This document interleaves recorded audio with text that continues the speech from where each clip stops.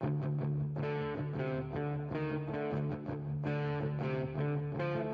people, you know who I am, but you don't know why I'm here. There and hand over the title. Well, I did what I had to do because that was right. Here on Mid-South Wrestling. Well, thank you. First of all, I'm just happy to be here. You know, today was, I'm trapped about not having won the World Heavyweight title. Would you take a look in the National Enquirer this week? Has some wrestling news in there. Well, I went down to the store and I bought one, and as I looked through it, Now proclaimed $1 million champion, Ted DiBiase, a man who overcame. Thursday night, November the 7th, shot at the title. Oh, shot at the title. Let's face it, there isn't nobody in the whole wide world that doesn't figure I can't beat Holman. Legends. Let's rethink this.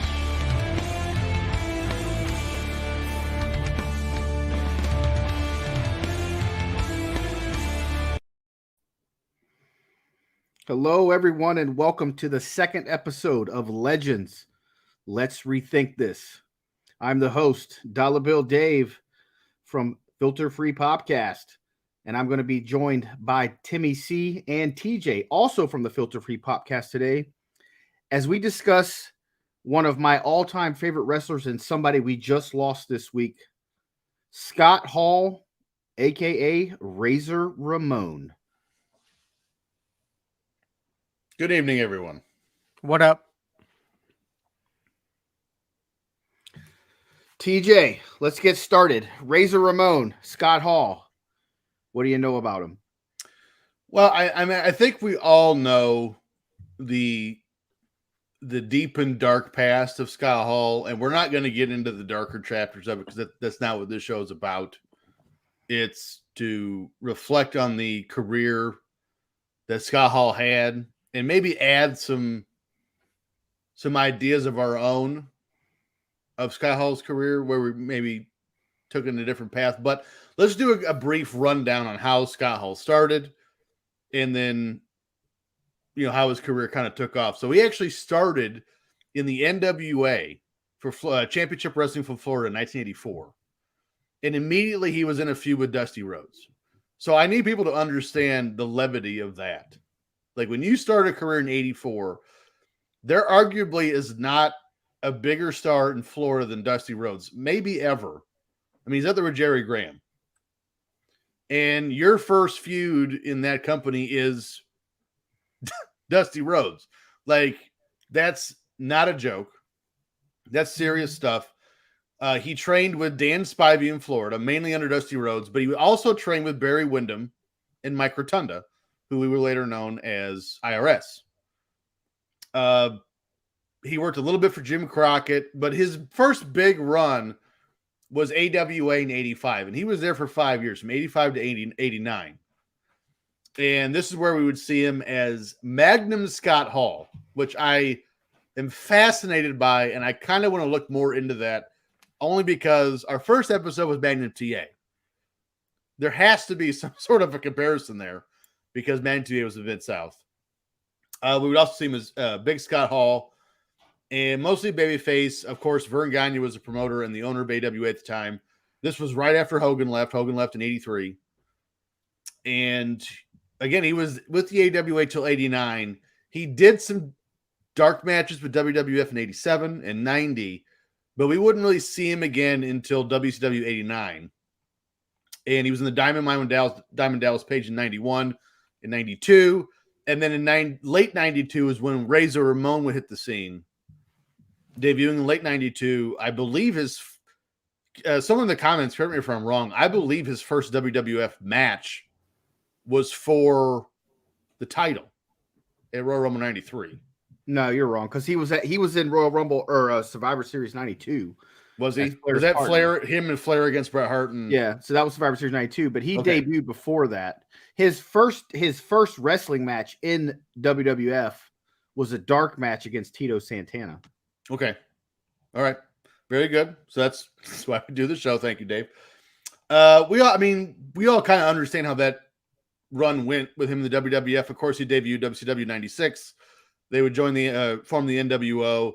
He was there until I think he was released in 2000 before the company sold to WWE in 01. Then he would show back up in 02. So, yeah, I mean, Scott Hall, and I know we're going to get into this, but to me, and this isn't a detriment to Scott Hall, certainly, but it seemed to me that Scott Hall was upper mid card, could be that guy to go in the main event, but was just never perceived to be a main event guy throughout. And I think if one or two things had been different, that could have changed. And of course, here tonight on the show, we're going to discuss those things. So let's dive in. By the way, Scott Hall in WCW, his contract ended December 31st, 2001. So he was still under contract. Oh, so he was still there. Use him. Yep. Okay. That might have been the, was that the last rehab stint? I'm guessing. guessing. Probably the first rehab stint. Or last with WCW, maybe. Right. Well, first and foremost, most of us know, I'm a little young for Scott Hall in the AWA. AWA wasn't big where I was from. Mm-hmm. I didn't even really know of AWA until years later. But Scott Hall first made a name for himself in AWA nationally and teamed with Curt Hennig. Then from there, he went to WCW and became known as the Diamond Stud. Yep. I have no memory of him as Diamond Stud. Oh, it's fabulous. So I've gone back and seen him as Diamond Stud now. But as a kid, I have no memory of Diamond Stud. So my first introduction to Razor Ramon was the vignettes that we got on WWF television with him doing the Scarface character. Mm-hmm. Because that's exactly what it is. He's Tony Montana. So he comes in and he's immediately put in a main event in Survivor Series, his very first ever pay-per-view, with Flair as his partner and against Macho Man and supposed to be the Ultimate Warrior. Right. But we all know the fallout there, so it becomes Curt Hennig. We're going to talk about that later on a later episode. Yeah. So, but I mean, right there from the get-go, you see that McMahon obviously sees something in him. Because his very next pay-per-view at Royal Rumble, 2 months later, he's fighting for the WWF title against Bret Hart. And he's seen as a legit contender and somebody that can win the title from Bret. We all know, he didn't. But, right. I mean, what people don't understand is Scott Hall was a legit 6'6", 6'7" guy. Yep. But he could go in the ring. It wasn't the kind of stuff that you're used to seeing from Hogan or some of the other big guys that can't really move around in the ring and do stuff. Scott Hall could work a match. And Correct. he didn't have to do the flippy dippy shit that you see nowadays that so many of us complain about and so many people love. Big, legit, and believable. Right. So, I mean, I have said it before and I will go to the grave because I don't think I'll ever see anything better. My favorite wrestling match of all time is WrestleMania 10 ladder match between Scott Hall and Shawn Michaels. Mm-hmm. The man could work. Agreed. So with that being said, though, if you, Timmy, were running the WWF and you have a brand new character in Razor Ramon, would you have booked him any differently? Coming in, no. I thought from the get-go they started well with Razor Ramon, and we'll get into where I think they went wrong with him. But coming in, his gimmick was perfect. Coming in, and Vince can say what he wants, said he never saw Scarface. Someone around him saw Scarface, and that was the character they gave to Scott Hall. And that character at that time was impeccable. I loved it. Smooth, and that's what because you're targeting boys for the most part. Every boy just wants to be smooth and be able to kick ass, and that's what Scott Hall could do. That's what Razor did. I mean, and they bring him in on top. No better way. I can't believe how bad WCW fumbled him with the Diamond Stud. I think they thought he couldn't cut a promo, and he proved as soon as he got to WWF that he could cut a promo. So he was Diamond Stud. What? He started that gimmick in 91? 90 or late 90. early late 91, 90, early 91. somewhere So around there. There's around a 2-year period. So there was no Flair in WCW then. No. You had Diesel as Oz. Yep. Or Vinny Vegas. Or Vinny Vegas. Whatever. Master Blaster. So I'm trying to think. Sting was obviously your top guy. Mm-hmm. By what was it? I mean, by late 91, Luger was gone. Yep. The old WBF. But they had Scott Hall as a half-ass mid-card gimmick. I mean, right. But who Diamond was Stud wasn't getting above mid-card. Who was the top heel? Vader? Probably Vader was there full time yet, was he? He was still in Japan. Probably Vader. I mean, maybe Cactus. Funk was already gone by 91. Was Muda still around? I think so. Muda might have still been around. But I don't think Arn was still there, but Arn was never that. Sid? But Sid would be gone by 92, end of 92. 91, because at SummerSlam 91, he was the official. Oh, that's right. You're right. So yeah. So I mean, yeah, it's either Vader or Cactus. There was a revolving door of heels there. I mean, yeah.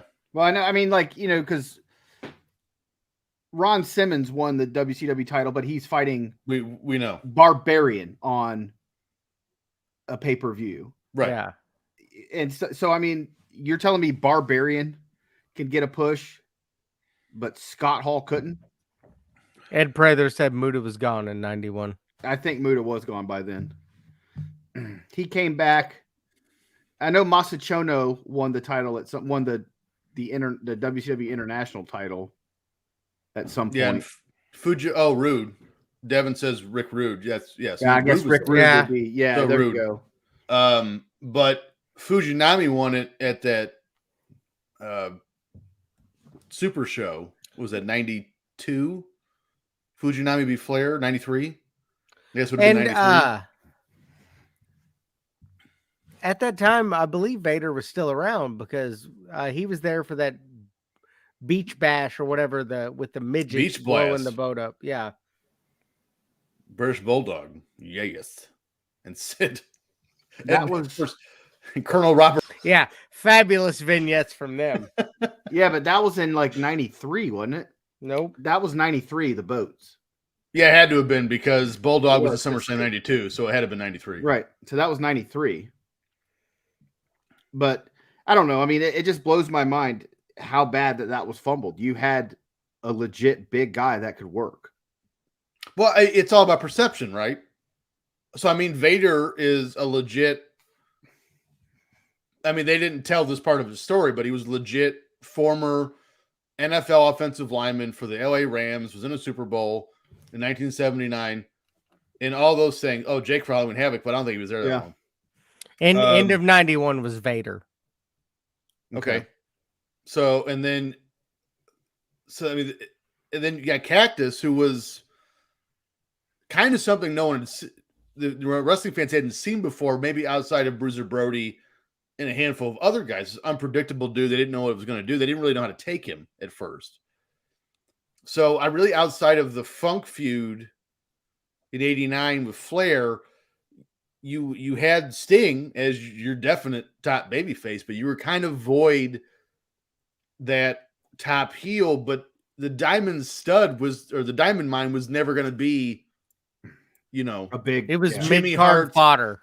Yeah, Jimmy Hart's First Family or Jim Cornette's tag teams or Bobby Heenan's group. They were never going to be that. So that's why I think Scott, just from lack of representation on television and lack of good wins and things like that, he was never going to be that guy. He was just always destined to be here with the Diamond Stud.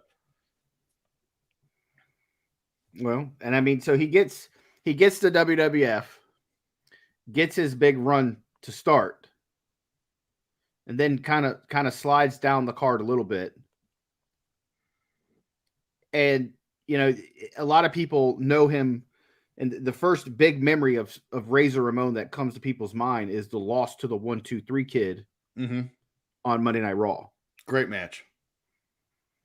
So it was, and a lot of that was what's going on, JD. What's a lot up, of that dude? was, I think that was all Scott Hall's doing to help groom him as a new star. Yep. So that's what, and that's what the wrestling world needs. You need less of people like, and I think that he's the greatest wrestler of all time, Shawn Michaels. But there comes a time when people like Shawn Michaels and Bret Hart and those people who start refusing or bitching about having to lose. It's a business. And I don't know if there was anybody better than Scott Hall when it came to being a business and doing what was right and making the money. Because he wasn't afraid. Could you see Shawn Michaels ever losing to X-Pac or the Kid? Nope. Or Bret Hart ever doing something like that? Well, we know Bret Hart wouldn't. Shut up. But we know a future topic of the show is going to be Owen Hart. And all we have to do is look at Shawn Michaels and Owen Hart and what it was supposed to be. Or not even Shawn Michaels per se, but DX in general, and what it ended up being. And that was not management's decision. That was essentially, the wrestlers in the front line. But that's for another day. But with Scott, Devin said Scott Hall as Razor Ramon and WCW would have a top heel. So yes, Scott, a lot of Razor Ramon came from the Diamond Stud. A lot of people don't realize that. He was already doing the toothpick. He had the hair, the curly hair in the front. A lot of that stuff came from Diamond Stud. He did the punches he just didn't talk. The match. They slapped Miami on him. That they made him Latino. That's all they did to the Diamond Stud. Yeah. Well, that's what Scott Hall did. Yeah. The famous antitrust lawsuit with the NWO in '96, where you're not saying that he's not Razor Ramon, but which that implies that he is, and same thing with Diesel, was the counter lawsuit was Diamond Stud was Razor Ramon before Razor Ramon was Razor Ramon. Correct. Yeah. And if you go back and look, it's strikingly similar. Yes. It's presentation.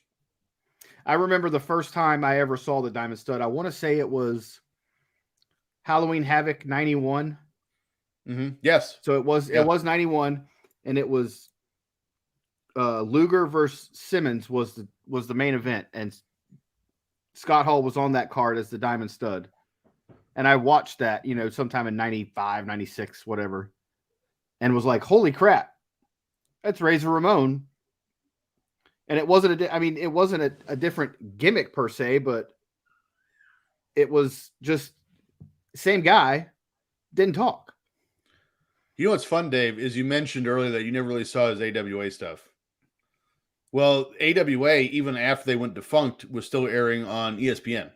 Right. Because they had the rights for it for the longest time. That's when I started to watch AWA. The first time I saw Scott Hall, he was Starship Coyote in the AWA, which is the greatest wrestling name ever. And I don't know why no one's ever used that since. But he was in the AWA, and I watched on ESPN. It was like 92. Every day when you come home from school at 3. Starship, yeah. I watched the AWA in like 2007. And it was still on ESPN at that point. Yeah. Yeah. I'm pretty sure they still own the rights. I think so. Yeah, they do. My word. But so obviously later on in the year, he starts to get the push. He turns face after the 1-2-3 Kid incident when Ted DiBiase and IRS are kind of making fun of him for losing to a quote unquote jobber. So he turns face, becomes friends with Kid. He faces DiBiase at SummerSlam 93. So there's where he gets, I guess you could say WrestleMania 9, he beat Bob Backlund. But that was, Bob Backlund was just returning, and my God, he was terrible. 44 for that show. He could still whip your ass. Correct. Today. But he's drier than, he's drier than. Oh, his babyface promo. So we just covered, for those of you who watch our show, We just recorded next week's show. It's Superstars 93. And Backlund's pre-WrestleMania promos on there. And whoa. Bad. It Bad, is bad. terrible. Yes. It is. I'm going to give you 100%. It's so bad. But he beats Backlund in WrestleMania, gets his first pay-per-view win. King of the Ring 93. He ends up drawing Bret Hart, so he loses in the first round. Because we know Bret Hart ain't putting him over. Stop. Well, Bret Hart lost the WWF title, so they had to create a pay-per-view to keep him happy. But they've only been doing this since 87. 85. Whatever. But SummerSlam comes along. He wrestles Ted DiBiase. So sometime, what was it, October time frame, Shawn Michaels and the WWF have a falling out over a drug test. Yep, Shawn almost went to WCW. So Razor's put into a 20-man battle royal on Monday Night Raw, where the final two participants will then have a match the following week. Razor Ramon and the model Rick Martel.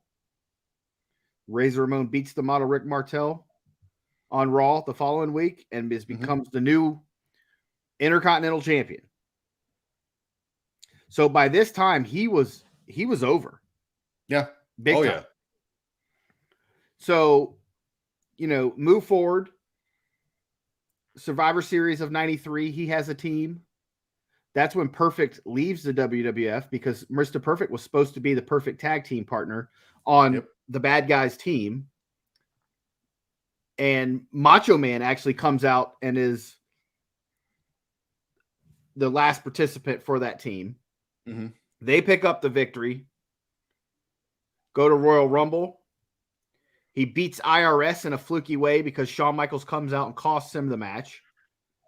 But another referee comes out and says it cheated. They restart the match. He hits the Razor's Edge, pins IRS, and now the feud is up and running. Shawn Michaels is back with his Intercontinental title belt, and Razor Ramon has his Intercontinental title belt.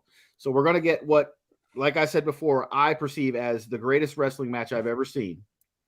Shawn Michaels versus Razor Ramon, WrestleMania 10 ladder match. I'm sure everybody here that's watching right now has seen it. And for everybody, I'm going to do it. I'm going to go back and watch that match again because I like it that much. It's that damn good. But, he has the feud with Michaels. Yeah, right. What? So he defeats Michaels, and we're gonna do a clip of that match right here, right now. You know what I love about that is that today's ladder matches have 14 ladders all spray painted black. They're all graded to 450 pounds, and no one's gonna get hurt on them.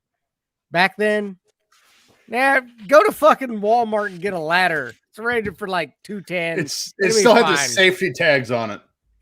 How bad do you think the price tag on it? Oh, a lot. The ladder to the back. How bad do you think that hurt? It wasn't the wide side. He did with the hinge side. Yes. If you ever climbed on a ladder, that shit's solid. That shit hurt. The most believable line of that clip was when Jerry Lawler says, "What do you think that weighs? That 80 ladder to 100 weighs." pounds?" Vince goes, "I have no idea." Correct. Also, I love Jerry's line that Razor's doctor spray paints his prescriptions.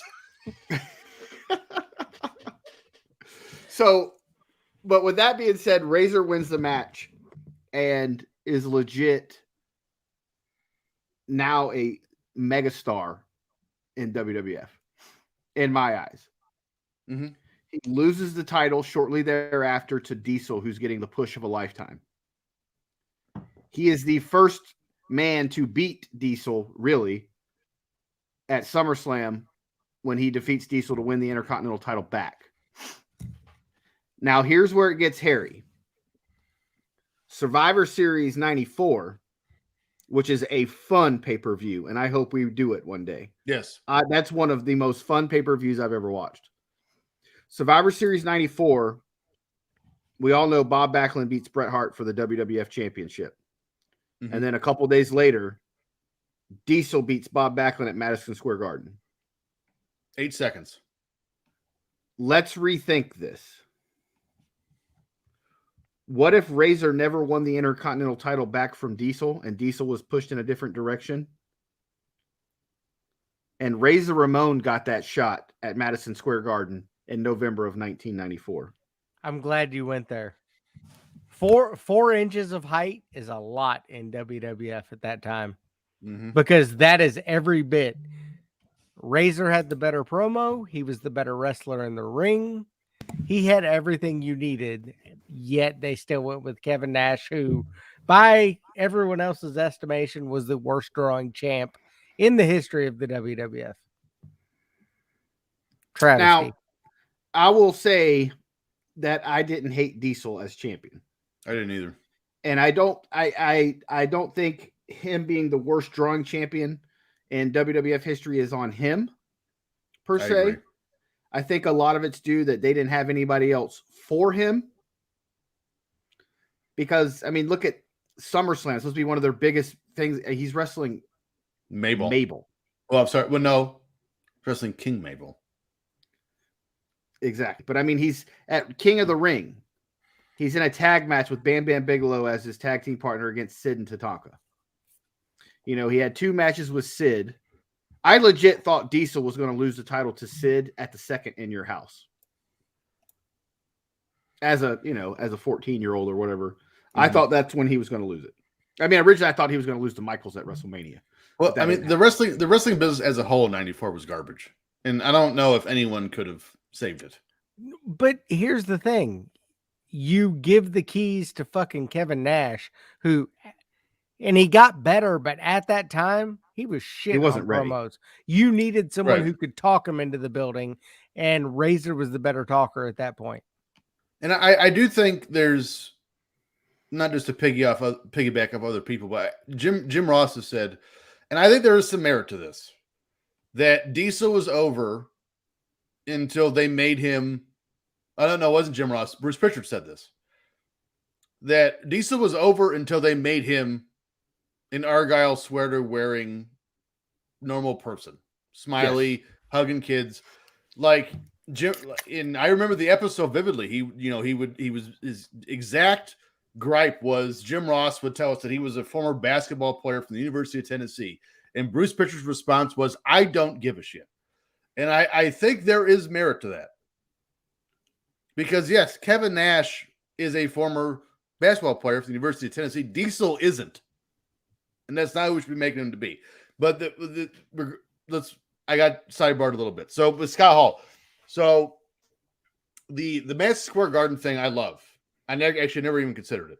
But to me, the Razor's WWF time, and this is going to surprise some people, and that's fine, to put the title on him, is Royal Rumble 1993. Out of the gate. Because Brett wasn't, and again, it's not on Brett's business as a whole at the time. Brett wasn't drawing big crowds either. Brett was more of an international star, sure, still is. But I think they needed a shake-up. They needed to change.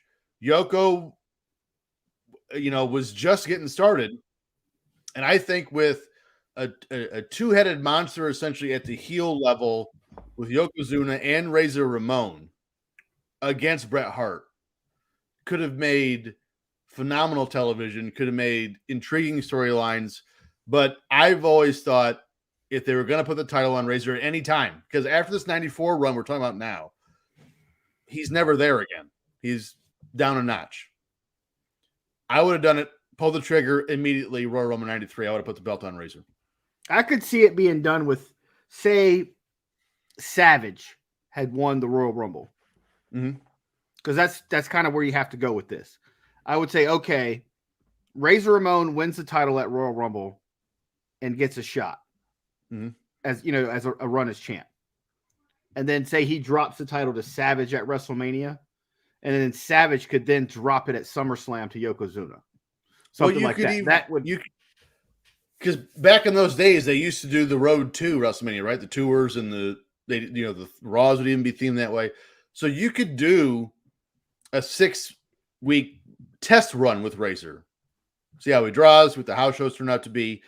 And if it's not what you want, he's not ready yet. We need to, do better creative for him. Then you have him drop it back to Brett, back to Brett at, a Raw or a house show somewhere they used to do.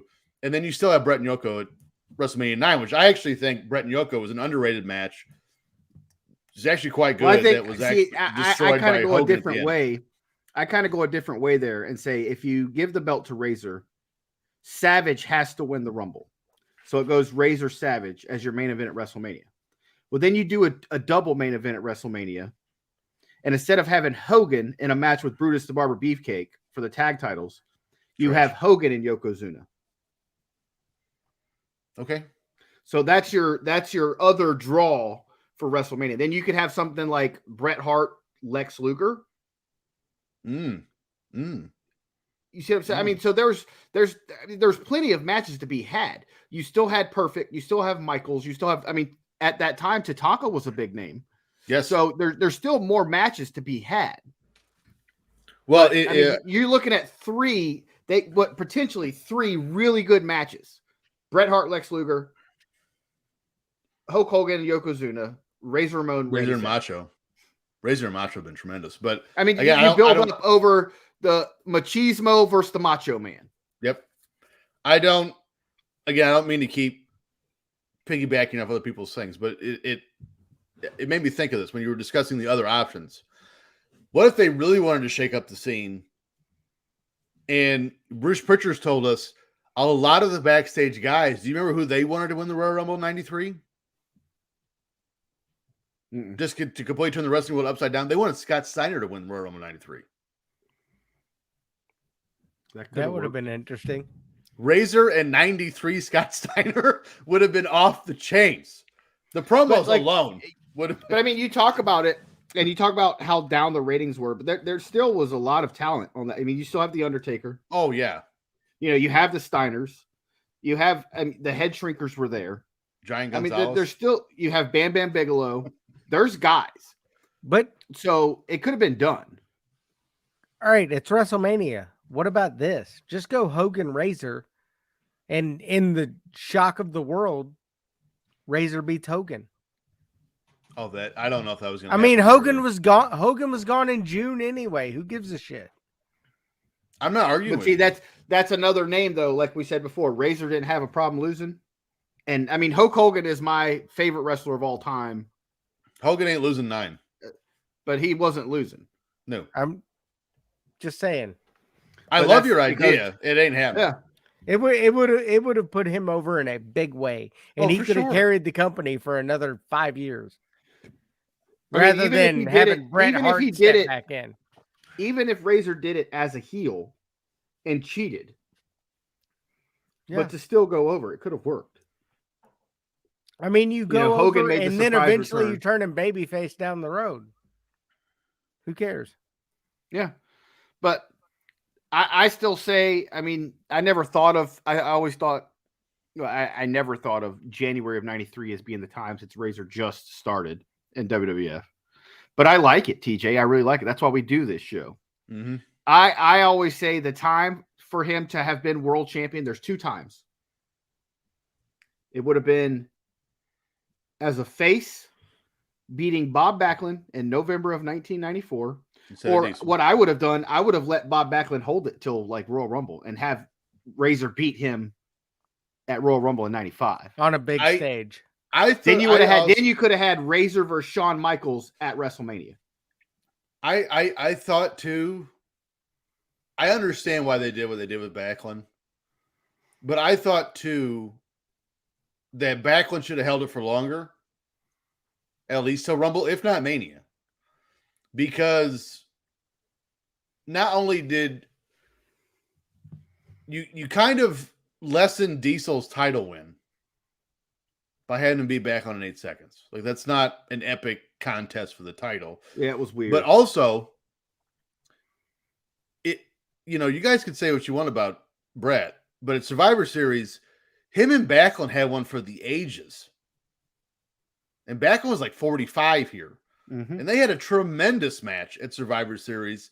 Owen played his part to the T Everything was It was just one of those nights. Everything lined up in that match. It was tremendous. And then, Backlund ekes the win out because Owen throws in the towel because he has to urge his parents. All of it's phenomenal. And then it's literally 2 weeks later, he drops the title in 8 seconds to Diesel. So no, 3 days later. It was 3 days. So you just shit on Brett at the same time. So inadvertently, you kind of shit on your title. Like, well, if this guy can beat Backlund in 8 seconds, why did Backlund have it was a roll up. It wasn't like he squashed him. He just caught him by surprise. I never understood it. I don't think Diesel was truly ready. No, until a year later. I agree. Survivor Series 100%. 95 is when Diesel was legit going in the ring. Like the fans were behind him, definitely. Yeah. After his Rumble appearance, especially. But yeah, him as a performer was not ready yet to be champion. Well, they had a 7-foot tall champion, so they tried to give him big guys. He had great matches with Bret Hart. He had 3 matches on pay-per-view with Bret Hart, and all 3 of them were good. I've heard quite a few people say you could say Diesel's best matches were Bret Hart. Bret Hart got the best out of him every single time. The match I think Shawn Michaels taking the weird powerbomb at the end really killed their match at WrestleMania. Yeah. Mm-hmm. Which that would have been an okay match, but everything else sucked. His work with Sid wasn't good. Trash. His work with Mabel was god awful. Trash. And I mean, so bad. But I think by Survivor Series of 95 is when Diesel was ready. Yes. Now, I would agree with that. I say at January of 95, Razor Ramon beats Bob Backlund for the title. Mm-hmm. You can have Shawn Michaels win the Royal Rumble, Bret Hart win the Royal Rumble, whatever. But I would have kept that belt on Razor until sometime around King of the Ring. See how he does. Give him a good 6-month reign. And let's see what we get. And then if you're not feeling it, you can have him lose. You can have him lose to Bret Hart or something at like King of the Ring. Bret Hart won the belt at SummerSlam. Yep. But we could have at least seen what happened. And at a time when WWE really was looking for more stars. So another time that I could see him winning the belt in WWE would have been in 96 had he stayed. Had he not jumped to WCW and formed the NWO, Shawn Michaels wins the belt at WrestleMania over Bret Hart. Mm-hmm. Razor turns on Michaels. Now we get a heel Razor Ramon again, and Razor Ramon beats Shawn Michaels sometime around SummerSlam or Survivor Series of 96. Because you could have probably say sometime around Survivor Series, because you could have worked in some of those matches the way they did with Sid, but have Razor in that spot to where things happen and, Michaels and Razor start fighting. Razor catches an inadvertent super kick from Michaels, something like that. Razor turns. Mm-hmm. And then Razor's your new champion at the end of the year. And we know they have great matches, so it would have drawn eyes. They are great friends. They could go in the ring. I'm really glad that you actually brought up this time period, because even with Razor leaving in May of 96 and going to WCW, we have to remember WrestleMania 12, he was not on the card at all. Right. And that was because he had a program set up with Goldust. He didn't want to do it. And he didn't want to do it. And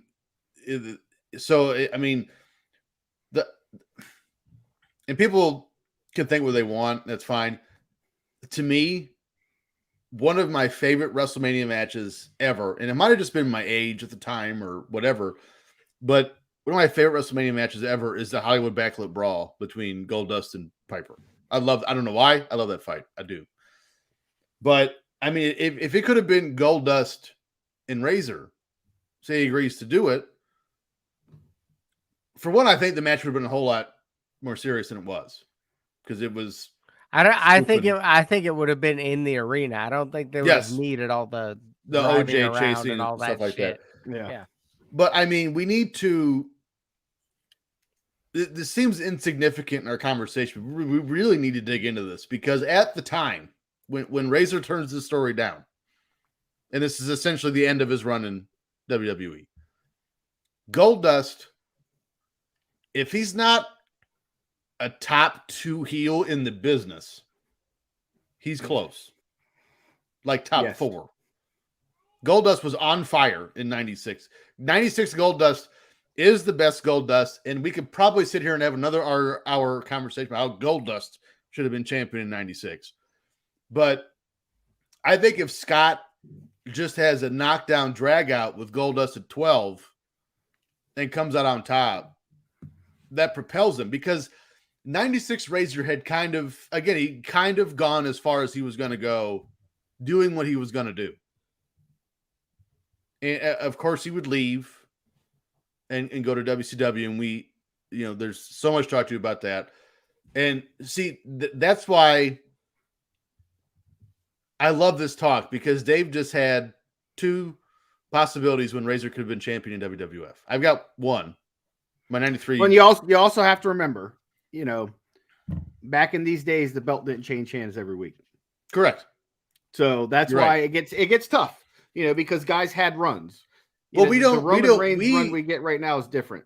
We as older fans don't like the belt changing hands every week, so we try to book stuff in our head so that doesn't happen. But you had 2 instances of WWE, and to me, like, again, 95, he was just never there again, and it's not his fault. Certainly, he was still just a talent. He still goes good in the mic, but he just, like, the way he was booked, he just stopped growing. He just kind of stayed where he was at. Well, the business was kind of stagnant then. Yeah, sure. Too. Yeah. Dean Douglas and all the other stuff. But to me, there's 2 as well. But I've only got 1 in WWE, and I told you it was 93 Rumble. Just put him on the belt, or put the belt on him right out of the gate, shake the world up. My other one, and since we're at 96, let's kind of dive into this, is in WCW. And it's the beginning of 97. So before we get into that, let's kind of go over, I think we have a clip to show for his intro into WCW, and let's kind of develop how that played out. And then my first title scene for Hall in WCW is 97. So producer, set us up for WCW Scott Hall. What a great way to come, because literally, as a kid watching it on television, holy shit, Razor Ramon and the WWF are invading WCW. It turned the wrestling world upside down. Put the belt on him there. I mean, like, within the next 2 weeks. Why? I don't. This is where we will disagree. Nothing in his run in WCW ever made me think of world champion. I have one, and we'll get there. That made me think of world champion, because everything after that was passed off to Hogan. So the issue that's the thing is, once he first wrestles his very first match, Hogan is introduced as his partner, and then it's over. Yeah. So because it's all about Hogan. 2 weeks later, Nash debuts.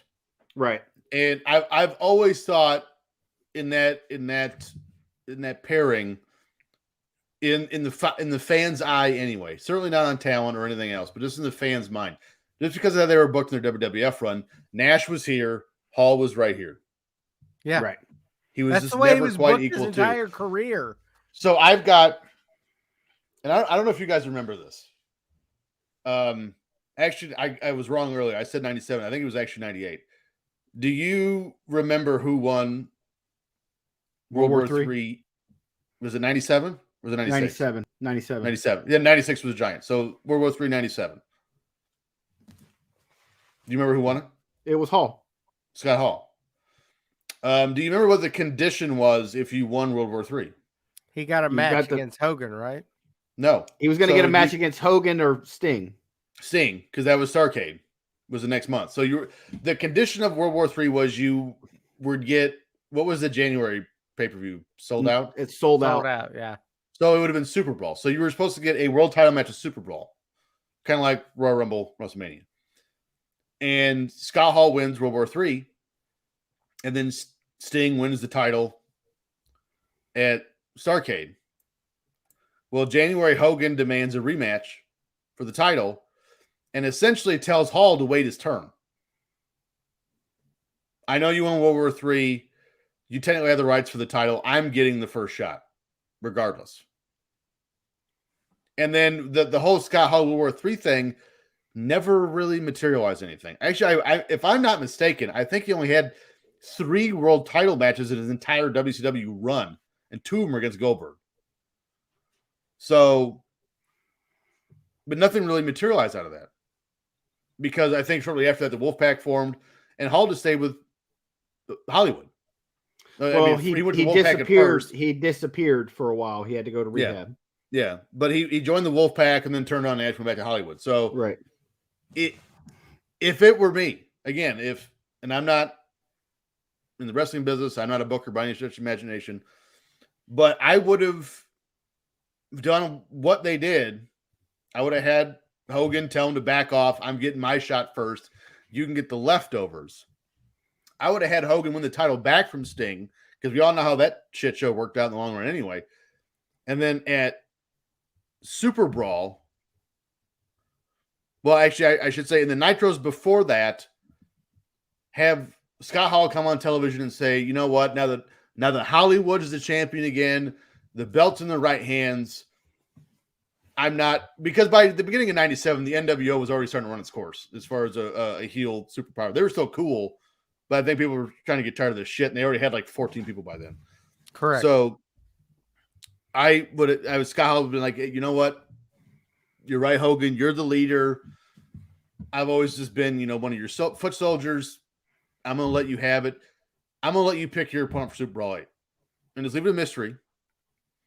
Or have J.J. Dillon or somebody, actually, I'm not sure J.J. Dillon was around, but someone like that come out and say, we're going to have a mystery opponent for you for your world title at Super Bowl.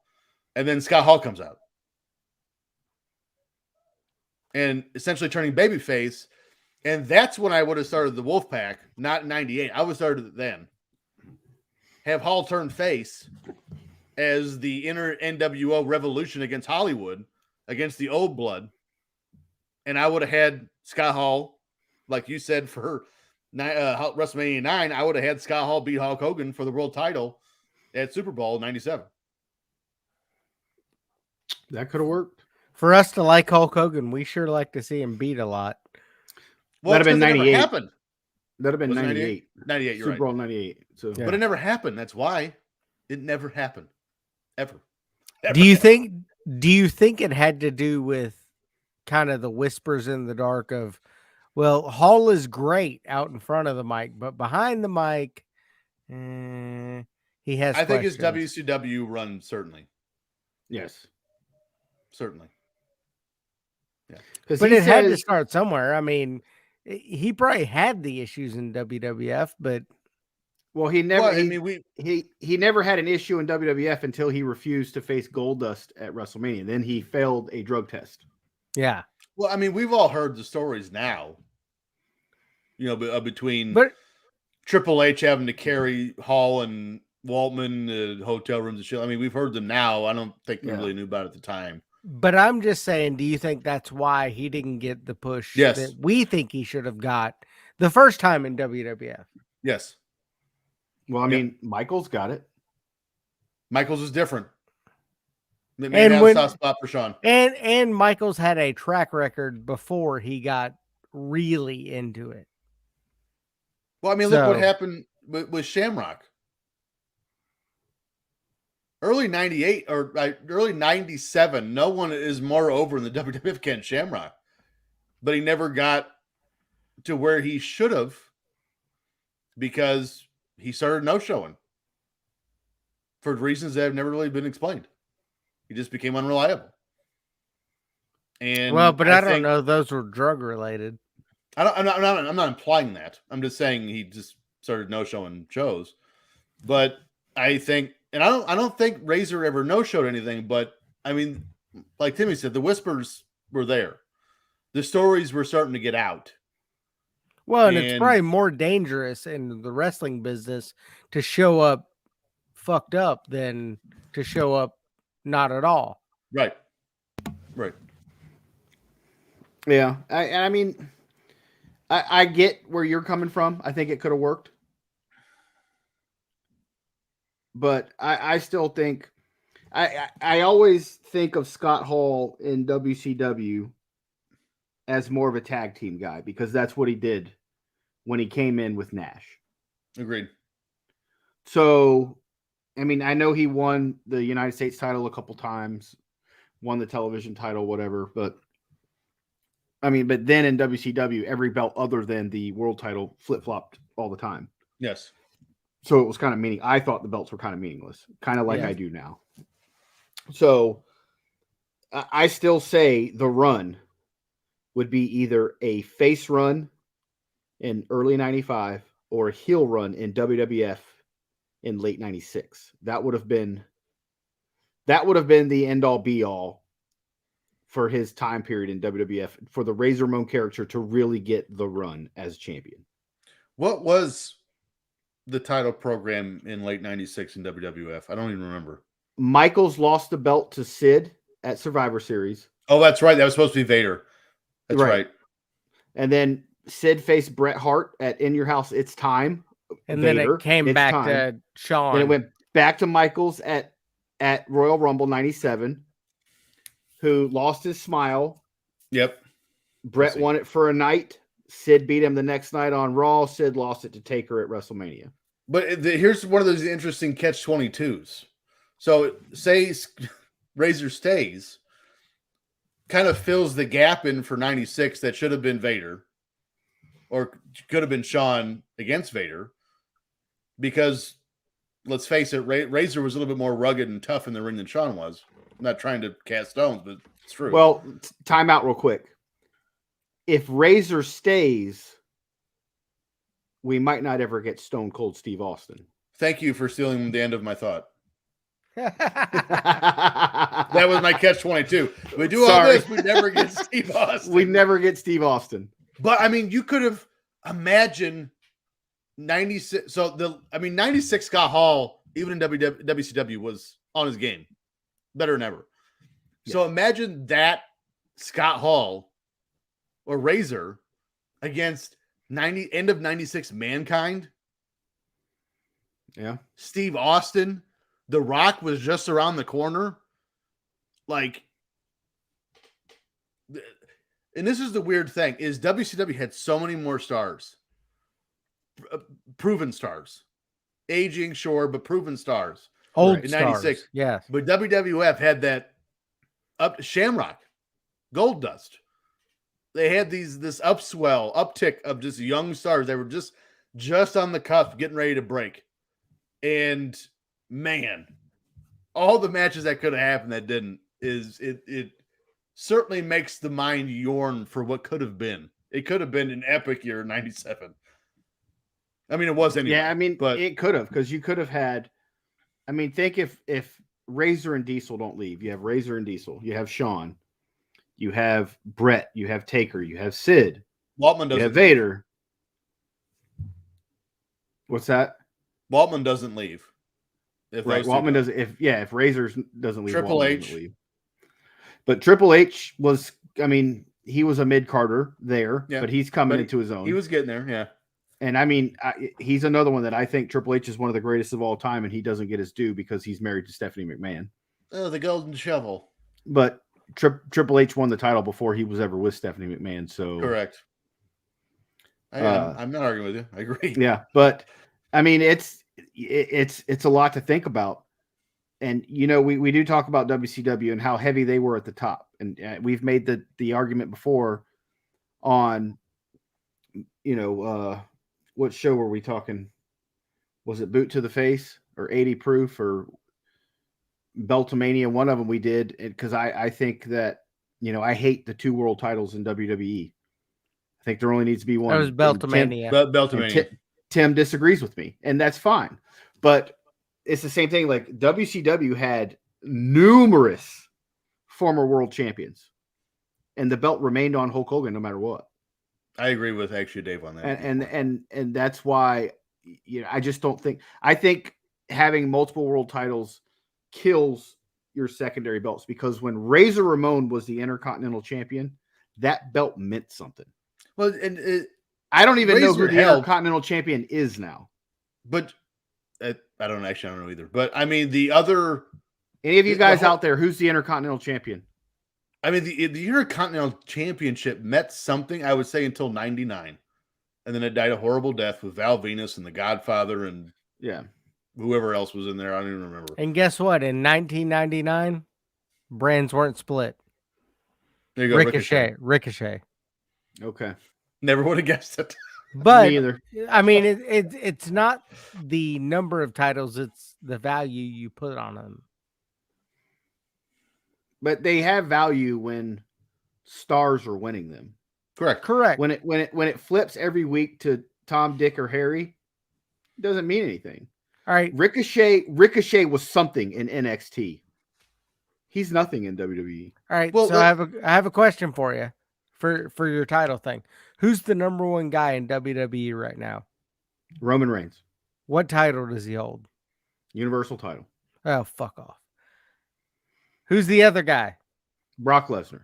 What title does he hold? WWE title. Now I really hate you. Okay. Why? Because like I see them as equals and they hold opposite titles, but there need only be one world champion. I agree. 100%. I don't, but and I think the reason there's two is because people will buy the belts. I think exactly. It's all marketing, but we're getting ready to get another belt because the belt's changing. Yes. When somebody wins at WrestleMania. I hope it's a big gold again. Buy it.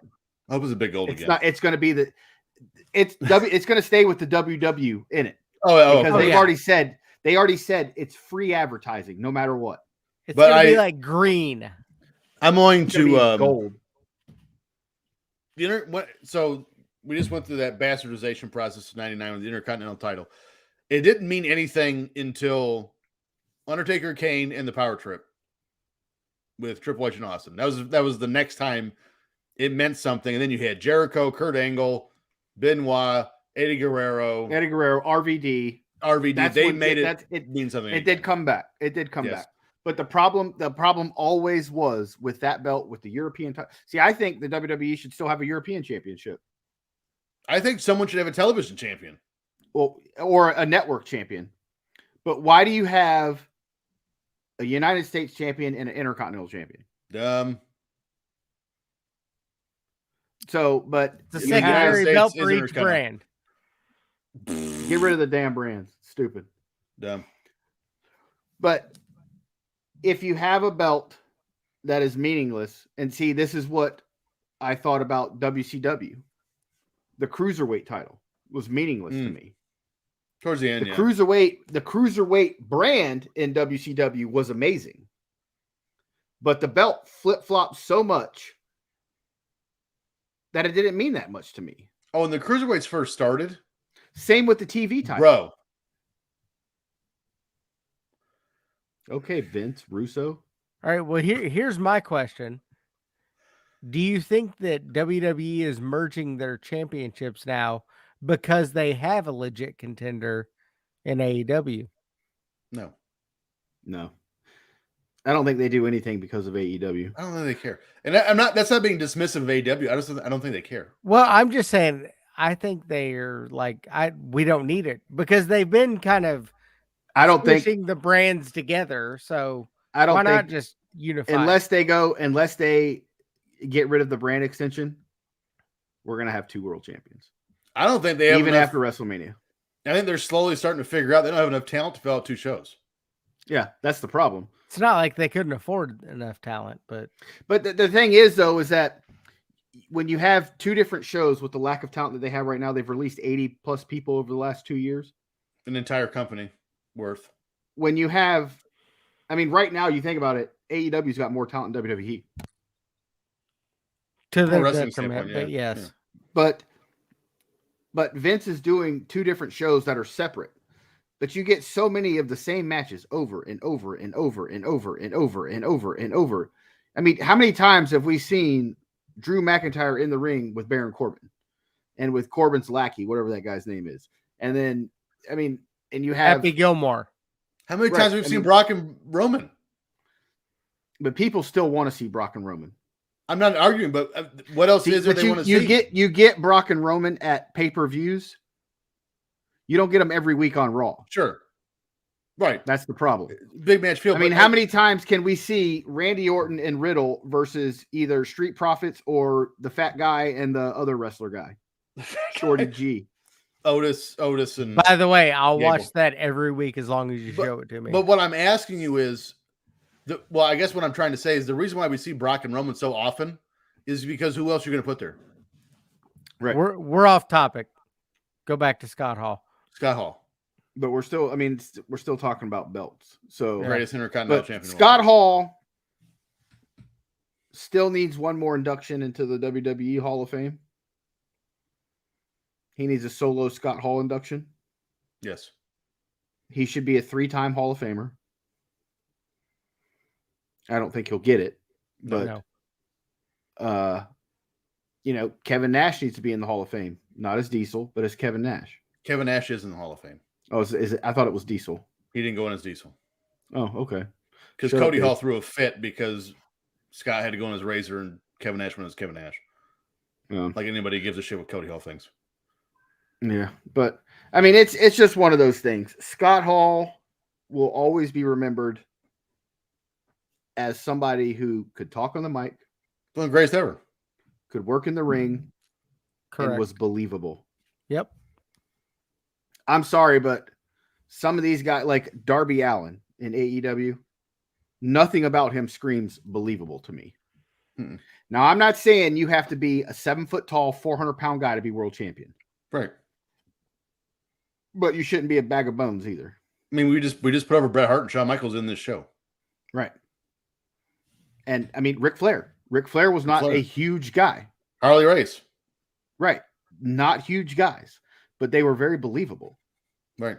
And I think as in wrestling, the heel factor, the cheating, that really helps, like with people like Ric Flair, known as the dirtiest player in the game, stuff like that. So it really works itself out. I mean, you really think about it. Macho Man wasn't the biggest of guys. No.